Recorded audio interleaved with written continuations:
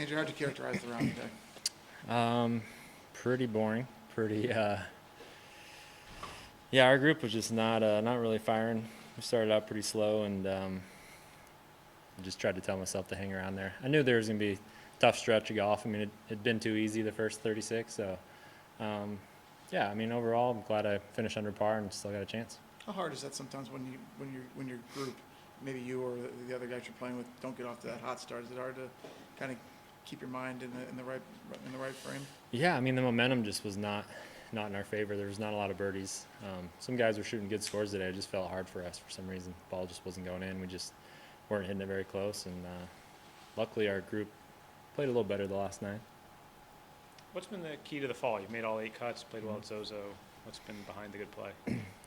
Just been really consistent with everything. I mean, I can't really point to just one thing that's been good. I've driving it pretty accurately, and irons have been pretty good, and putter has been my normal pretty hot. So everything's been firing, and it's been a great stretch. We look like you're going to play with Sahid tomorrow. It's 2 waves. Yeah. What's the relationship like with him, and what do you like about what he does? Yeah, I saw that I need to make that last 5-footer to play with him, so I was happy to do that.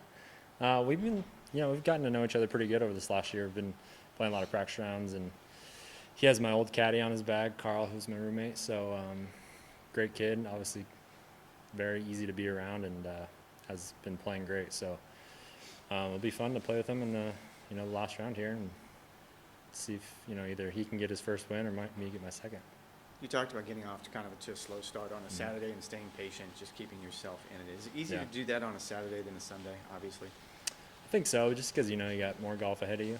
If it's Sunday, you got to press a little bit harder, and thankfully we got another 18. Were you invited to Sahid's buddies trip? Didn't make the cut. He wouldn't divulge the guest list. I have 2 kids, so he probably just knew I was out. What years was Carl on your back? He was on my bag 2 years ago. So he went to the Corn Ferry Finals with Seth.